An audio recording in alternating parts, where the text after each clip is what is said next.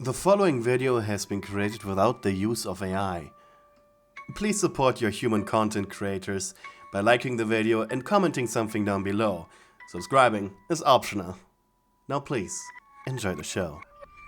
The moment Charlie awoke in bed, that wasn't hers, surrounded by the fleeting smells of passionate lovemaking and the fact the demon lying next to her was taller than Vaggie, she knew what she did.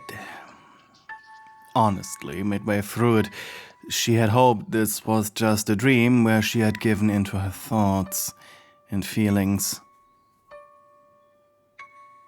Sighing, she side-eyed you. You were still asleep. Your exposed back showing to her. The blanket you shared just barely covering you up to your hip while she was hiding underneath. As if it would protect her from the coming storm. And yet, why did she still feel so wonderfully warm down there? Honestly, she had always seen herself as above urges such as these, but maybe she had more in common with human souls than she originally thought. You rolled on your back. Your mouth was slightly open. Your breaths came calm. So unlike for a demon or even her. Vaggie, Charlie's girlfriend, always had a very rowdy sleep, but Charlie never had the guts to tell her. That's why she insisted on sleeping while cuddling was the only thing that kept her from thrashing. You had gray, whitish skin that outwardly looked like it had been perfectly chiseled from marble, but was incredibly soft to the touch. At least, when you didn't strain your muscles. Not a single unsightly hair grew anywhere below your neck. You didn't even have peach fuzz. You had beautiful, long, scarlet red hair on your head, though that just barely stopped before your hips. And perfectly groomed eyebrows. Almost artistic black cracks that gave your body a slightly withered appearance emerged from your navel like a spider's web. Touching them, it felt like deep and somehow attractive scars. But most importantly was your equipment. You were a lust demon that had ended up in the pride layer due to your personality. However, your actions had given you this form, a perfect body. You were a subspecies of art or statue demons. In general, these souls were punished with physical perfection, which was a macabre way of hell to corrupt their souls even further, as well as expose certain insecurities. Beneath your feminine figure lied a heavy mass of muscles that practically transformed your body into a masculine male shape, if you so desired. Your chest, voluptuous and tempting, was pure muscle as well, and would contract into an almost iron, hard, flat chest when angered. And of course, you had both things between your legs. In life, however, you had been a woman, and the first thing that you made absolutely clear when you became a member of the Haspen Hotel was that if anyone referred to you as a guy or a they, you'd personally throw them out of the next window. Statue demons really had a complex when it came to that. Be they male or female in life. But having two parts came with a price. Your female brain couldn't cope with having a fully functioning extra thing. Always on the verge of becoming an issue in your daily life. As your brain was unable to cope with such a sensitive organ dangling right between your legs. Always rubbing against fabric. It was the same for males. Having a quivering, dripping hole just beneath their normal organ, it made them ravenous. In your sleep, you groaned almost unnoticeably before wrapping your arms behind your back. And Charlie's eyes widened. How was every movement you made so aesthetically pleasing? She turned away from you, her heart beating faster. This relationship between the two of you had begun a while ago. Charlie had noticed that due to your unique features, you needed special alone time. But it was disruptive, especially during therapy sessions, and it slowly escalated to this, what happened last night. First, she had tried to ignore it, to force therapy sessions without interruptions, even if your mind was occupied with other things and you unintentionally started flirting with her. Then she allowed you to do your business in front of her until one day she put her hands to good use too. And now the two of you did this. She heard you exhale in a way that told her you were slowly waking up, but instead of immediately jumping up, Charlie remained quiet, closing her eyes, pretending to sleep. She wanted to see, to hear your reaction. She could feel the bed shift, and a moment later she heard the movement of hair on fabric. You were looking at her. She could tell. Fuck. You whispered, just loud enough that Charlie could hear it, but not enough to awaken her in the case that she was still slumbering. You pulled your legs up, hugging them for a moment, as you rest your chin on your knees. Vaggie would murder you. Your fingers audibly tapped the mattress before you turned off the side of the bed.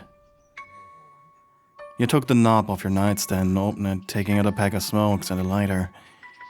You held them in your hands, for a moment contemplating, before groaning and just throwing them back in. You wanted to shower first, maybe some food. You had a rather sensitive stomach. So sighing, you got up. Charlie could feel the weight on the bed shift as you went around it to go to the bathroom.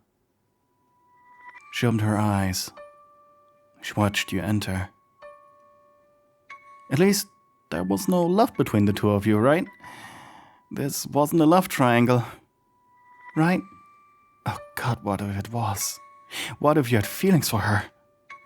Charlie slapped both hands on her cheeks as these thoughts were running through her head.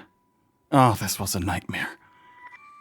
She hid as far under the blanket as she could, as 20 minutes later, she heard you unlock the bathroom door. Her eyes opened so slightly, hopefully it was convincing, she watched you, still glistening body, leave the bathroom. A towel lazily wrapped around your waist, exposing your chest.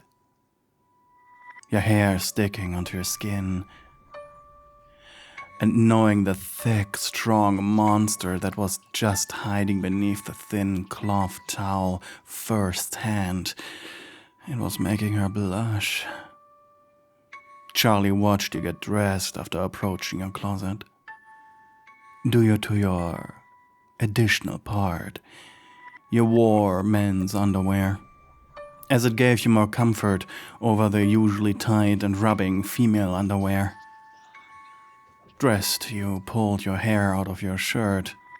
It slapped against your back.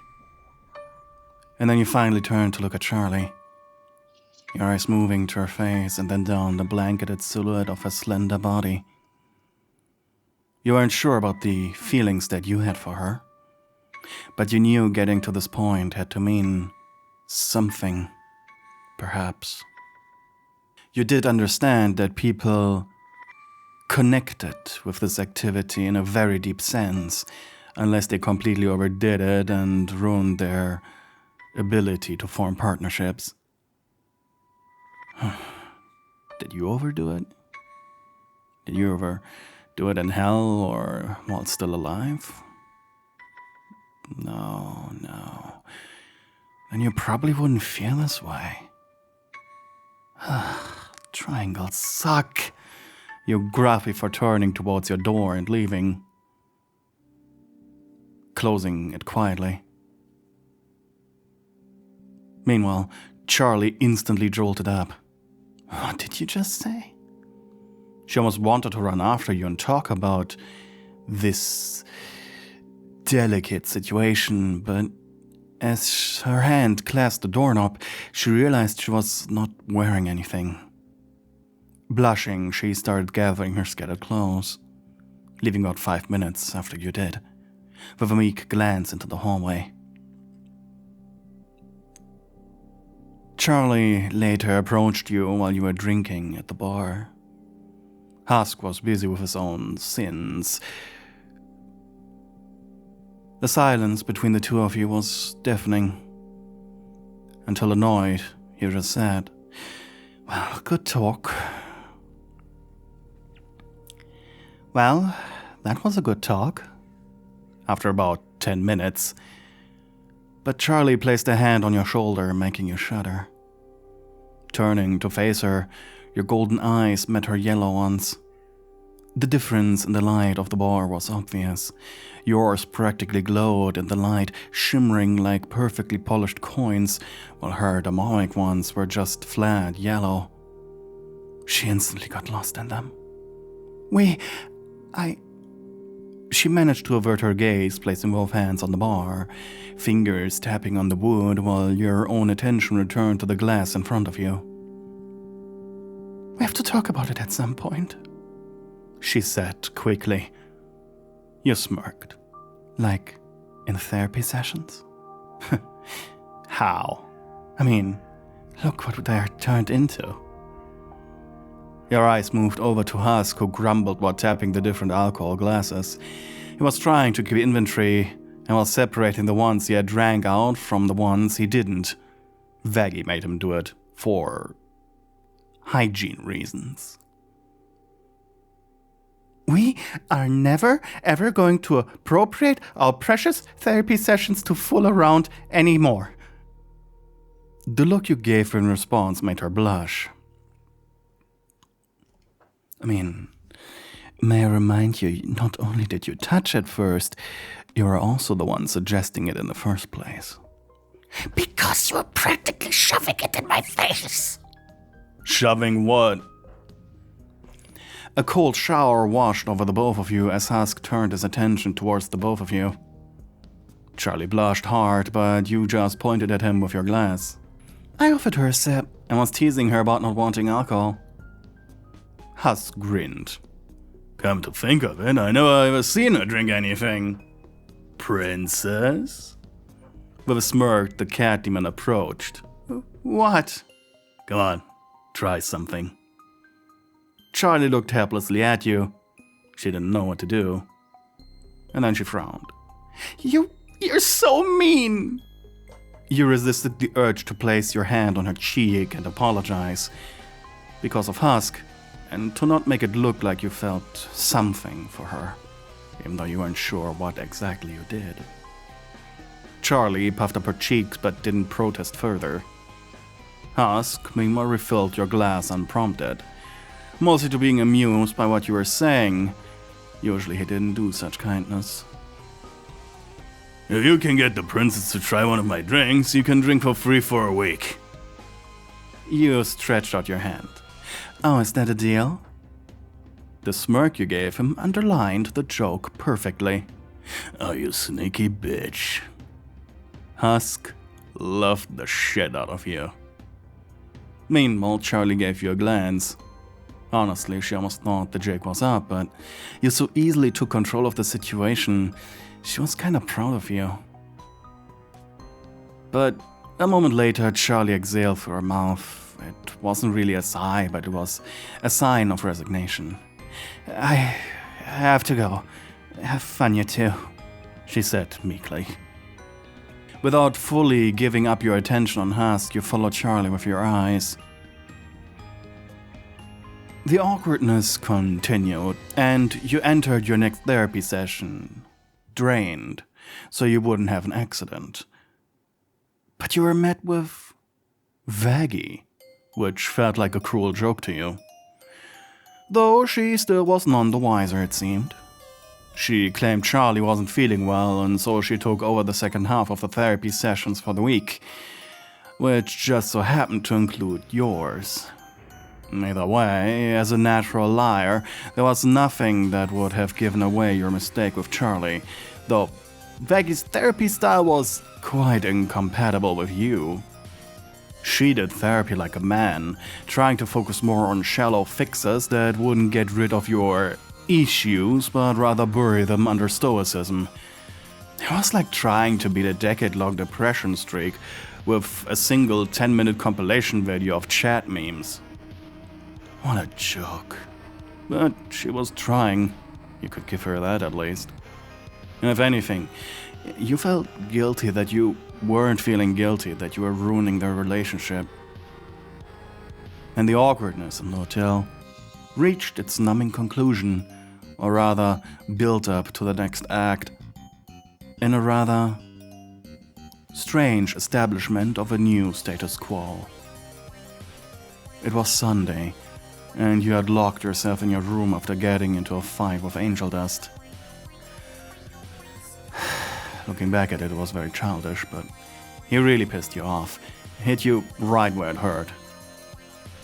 You were lying on your bed listening to music when you managed to hear a knocking on your door over your headphones. Sighing, you approached it. "You here for that ass-whooping spite?" You stopped mid-sentence. That's when you opened the door. There stood Charlie. Staring down at her feet. You tilted your head. Hi. Look, if this is about what I said to Angel Dust, I'm not apologizing.